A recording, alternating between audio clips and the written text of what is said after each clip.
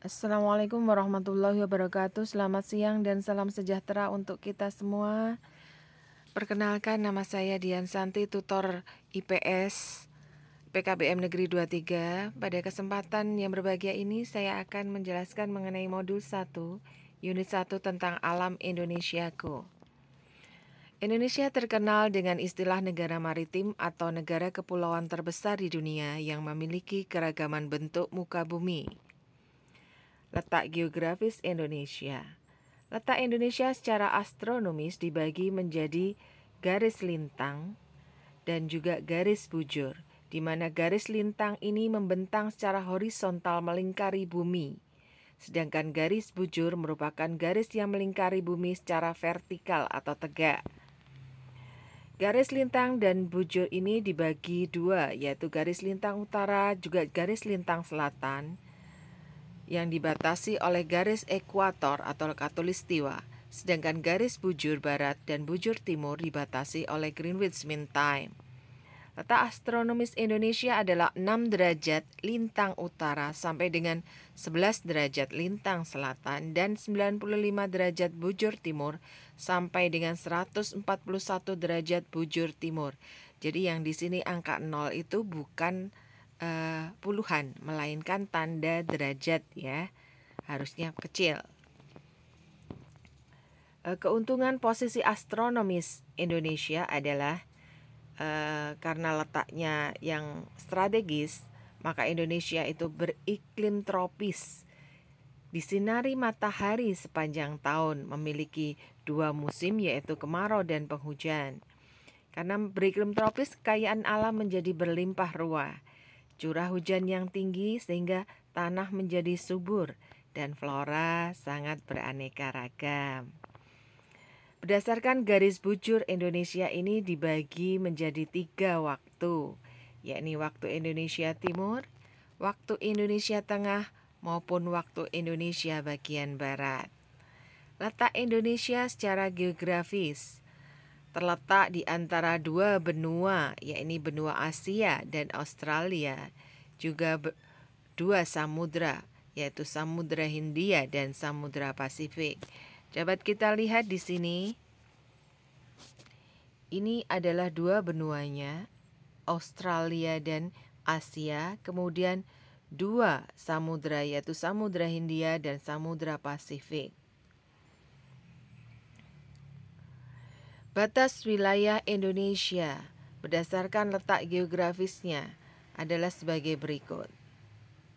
Sebelah utara adalah Selat Malaka, Malaysia Timur, dan Laut Cina Selatan. Sebelah selatan adalah benua Australia, Timor Leste, juga Samudra Hindia.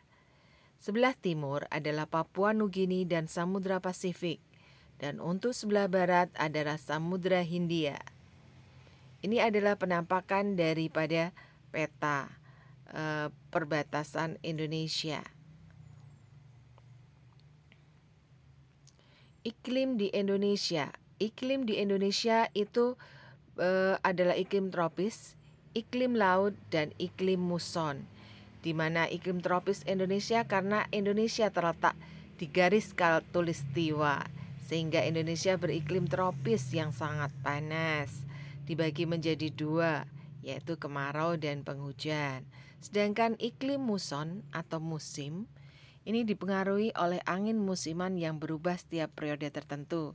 Di Indonesia, angin muson ini bertiup setiap 6 bulan sekali, di mana angin muson barat atau barat daya yang bertiup pada Oktober dan April menyebabkan hujan. Dan angin muson timur atau muson timur bertiup pada bulan April sampai dengan Oktober menyebabkan musim kemarau. Iklim laut Indonesia merupakan negara kepulauan yang memiliki banyak lautan. Hal ini mengakibatkan banyak terjadi penguapan air laut sehingga udaranya menjadi lembab dan curah hujan yang tinggi. Kondisi geologis Indonesia. Letak geologis adalah letak suatu wilayah dilihat dari jenis keadaan batuan yang ada di permukaan bumi dan jalur pegunungan. Secara geologis, Indonesia merupakan daerah pertemuan 3 lempeng tektonik besar, yaitu lempeng Indo-Australia, Eurasia, dan lempeng Pasifik. Yang keadaan inilah yang menyebabkan Indonesia menjadi rawan gempa. Ini adalah penampakan daripada jalur geologis atau lempeng tadi yang ditunjukkan oleh warna merah. Ini tunjukkan oleh lempeng warna merah. Bentuk rupa bumi. Permukaan bumi pada dasarnya dibagi menjadi 2 bentuk, yaitu daratan dan perairan. Bentuk rupa daratan bisa meliputi gunung, di mana gunung ini ada puncak, lereng maupun kaki gunung. Untuk pegunungan, bentuk rupa bumi daratan lainnya adalah pegunungan, di mana pegunungan terjadi karena adanya proses lipatan dan patahan yang disebabkan oleh tenaga dari dalam bumi atau endogen. Dibagi menjadi 2, pegunungan tinggi dan juga pegunungan rendah. Yang berikutnya adalah perbukitan. Perbukitan adalah bentuk muka bumi yang tinggi memanjang. Ketinggiannya antara 20 sampai 300 meter di atas permukaan laut. Perbukitan ini menyerupai pegunungan yang hanya tingkat ketinggiannya lebih rendah di bawah pegunungan. Ada dataran tinggi. Dataran tinggi merupakan plato, di mana tanah datar yang luas di daerah yang tinggi. Ada dataran rendah juga. Sekarang bentuk rupa bumi yang berupa perairan. Sebelumnya dijelaskan bentuk yang berupa daratan, ada pegunungan, ada perbukitan, ada gunung. Sekarang bentuk perairan, bentuk rupa bumi dalam berbentuk perairan ya. Ada danau.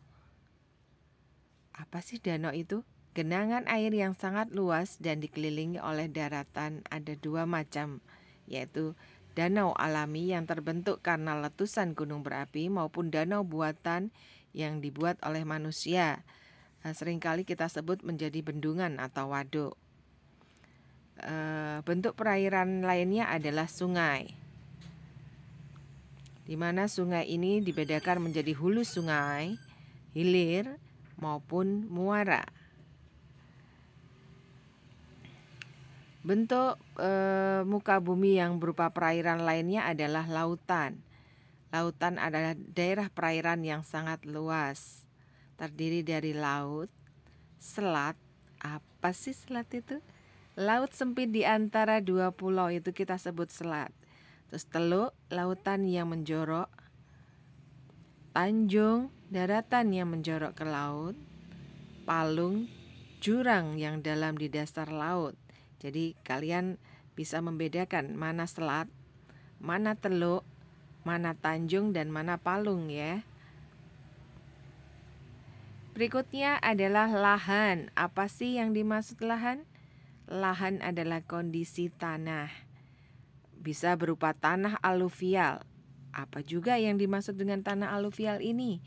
Tanah aluvial itu adalah endapan lumpur yang biasanya terbawa karena aliran sungai. Dia berwarna coklat hingga kelabu, sangat cocok untuk daerah pertanian. Berarti dia termasuk tanah subur. Berikutnya adalah tanah andosol. Apa tanah andosol ini? Tanah vulkanik di mana terbentuk karena adanya proses vulkanisme dari gunung berapi. Tanah ini sangat subur, baik untuk tanaman. Yang berikutnya adalah tanah entisol, merupakan saudara dari tanah andosol. Namun terjadi karena pelapukan dari material yang dikeluarkan oleh letusan gunung berapi. Tanah ini sangat subur juga. Berikutnya adalah tanah grumusol, terbentuk dari pelapukan batuan kapur dan vulkanik. Kurang cocok untuk bercocok tanam karena dia kurang subur. Berikutnya adalah tanah humus. Tanah yang terbentuk dari pelapukan tumbuh-tumbuhan, mengandung banyak unsur hara dan mineral dan sangat subur, sangat baik untuk bercocok tanam.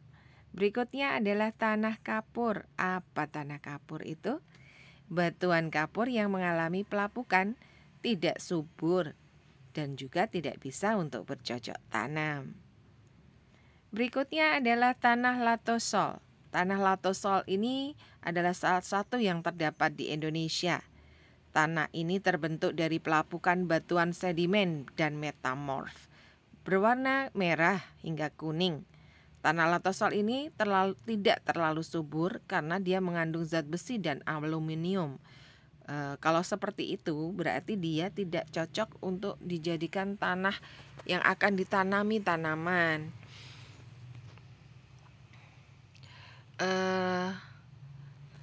Cukup sekian dulu penjelasan dari saya, kurang dan lebihnya saya mohon maaf. Jika ada pertanyaan bisa via Japri ya ke saya. Terima kasih atas perhatiannya. Tetap jaga kesehatan dan jalankan progresnya. Semoga sehat selalu dan berbahagia. Wabillahi taufik wal hidayah. Wassalamualaikum warahmatullahi wabarakatuh.